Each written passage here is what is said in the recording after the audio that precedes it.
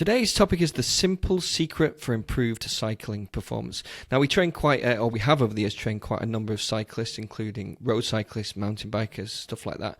And everyone kind of wants the same thing, don't they? They want, obviously, the best training plan. And, of course, we do try and give them the best training plan that we can. They want the best bike and the best clothing to make them slicker and faster through the air, etc. But what we know, and this is all driven by data, is that it doesn't necessarily come down to that. Isn't that right, James?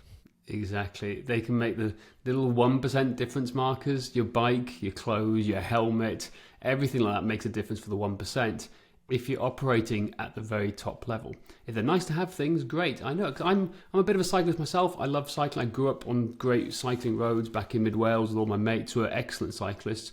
I did other sports, but I always loved going out on the bike quite regularly. So it's something that's not, I say I'm not competing in it, but it's always been part of me growing up in Wales and having done it. But it's so funny. I'm going to use my mate Andy as a good example of this. He's just bought himself a bike. It's cost him about £12,000. He is a lawyer. Joke, £12,000. Well, he can afford it. He's a lawyer, I suppose. He can afford it. Exactly. Yeah. He's a head of a big law firm, and yeah, he can absolutely afford it, and it's great. He always asks me every time I meet up with him, see him quite regularly. Hey James, any tips for me to improve my riding and keep up with the rest of the boys? I go, yeah, mate, drop 20 kilos. And he looks at me and he goes, yeah, mate, stop drinking, drop 20 kilos, and you'll be way better. It makes no difference what you're doing. And he does the interesting thing is he does hundreds of miles a week. Literally 100, 150 miles a week. So has he got, obviously, you'd have a pretty good aerobic base, etc. So he's got, the basics are in place, but there's one key factor missing. He's just too heavy. And I think this is important to caveat this. So that the secret we're going to share with you guys is stats and numbers. So when we do this, when we get any athlete coming to us, we want to look at what the best are. What are the numbers? What's the anthropological data that we need to know about to get us in that ballpark? Now, I'm not going to say they're going to become elite athletes, but we need to know that data. So in cyclists, who are the creme de la creme? Who are at the very, very top? They are the Tour de France riders, okay? So what do we know from them? Well, quite simply, they don't weigh very much. In fact, they have a BMI of about less than 20, right? If we're talking about BMI. So it is incredible to see these numbers and go, wow. So what is it? The average height is 180 centimetres, is that right, of the cyclist? 180.5 centimetres, yeah. Yeah, 180.5. So it seems that over the years, cyclists are getting slightly older, but also slightly lighter as well. Yes. So we're looking at the average height is 108.5 centimetres. The average weight is 70.8 kilos. So we have a formula. We've used it with so many different people. So it's a height in centimetres minus 100 gives you a healthy-ish weight to be at a ballpark figure.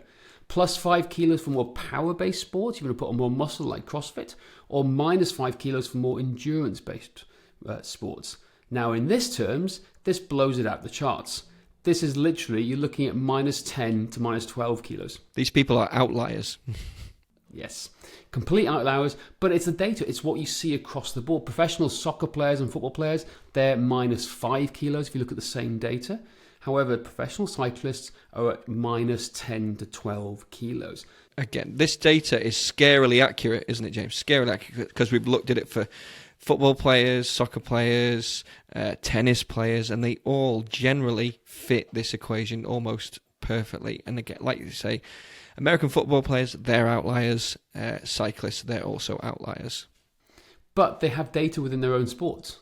So you've got to look at it within your own sport. And this is what we're doing here. Now we're looking at the data within the sport. So therefore, if you want to become a top-end cyclist, whether it's a mountain biker or road cyclist, what we know is if you want to compete at the Tour de France levels, in some respect, you've got to weigh in that ballpark because you've got no chance of competing if you don't.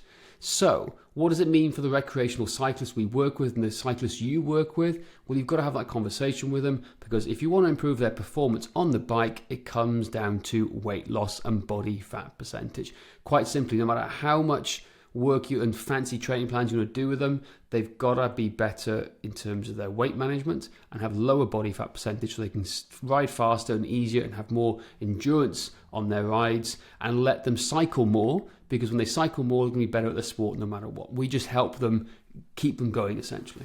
Yeah, I mean, you could literally give them no training plan and just tell them to carry on cycling as much as possible, but help them lose weight, and boom, they'll be way better. And then you put in the ultimate training plan for them, get them stronger, fitter, better aerobic base, etc., etc., etc., and they'll fly. They'll fly. Were you going to share your screen, actually, James? Anything you wanted to share? That was it. It was just, it was basically, if we share the screen now of, where is it? Where's my share screen? Oh, share, here we go. Screen. Let me try and pull it up now. Can you sing a song, do a little dance for me? Well, I was going to say, while you do that, actually, talking about optimal body fat range for world-class cyclists, 5 to 11% for men and 8 to 15% for women. However, and this is a caveat which we know is true in elite sport, while a low body fat percentage is, significant lever in achieving elite performance, it may also harm your overall health. Because as we know, when you are elite, you are closer to death, essentially. Exactly. And it's all about strain on the body. Yeah, go for it. If you look at this graph and ignore the little random adverts I'm getting on the right-hand side. So BMI of Tour de France cyclists from 1990, which was literally at just above 22, it has dropped considerably to 2000. In the year 2000, again, it's a constant line down. And by the end of 2019, you're looking at just under 21, BMI of 21, 20.9. Right? And it's interesting because the BMI of Bradley Wiggins was only 19.1. I mean, that's like nothing. There's nothing of him, is there? Exactly. So it's crazy. And the heights of the two eyes were different, but you look at all the correlation here now. And there we go. This is the data here. This is all analysed for us. So we're not making random stuff up. We're literally showcasing you guys and showing, here you go. This is what we're working on. This is what we base our standards of.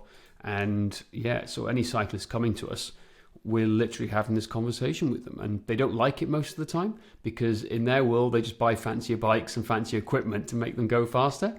But we have to have that conversation, and they trust us long term. So again, anyone working with cyclists, want to help them with cycling, start with weight management, show them this data, show them these numbers, tell them that's what they need to get towards, have the conversation, and boom. It's promise you, most of the recreational men in Lycra are going to be literally, what's the word? I think they're going to be unhappy to let go of a few beers and all the social cake, because it's all about social eating and cakes. But if they want to keep up with their mates and go faster. Yeah, it's not necessarily about, 10, 12 kilos under that calculation, under the formula. That's a lot. Most people aren't going to want to be elite and not capable of being elite. But if you just get them closer to that equation, like think of your friend, he's, what do you say, 20 pounds overweight or something? Yeah, 20 kilos overweight. Okay, so if he dropped 15 of those kilos, he's already going to be a better position, Exactly. So it's all in moderation. So it's, like I said, we're not, if you want to aspire to be elite, yes, get to the Himalayas. If you want to be a good cyclist, it'd be more like -5. If you want to be in a good, healthy weight range, then again, literally height in centimeters, -100. That's it. Or for women, height in centimeters, -110. For the ladies out there listening. That is it for today. Please don't forget to rate, review and subscribe. And if you want to find out more about our system of training, go to strengthmatters.com/system.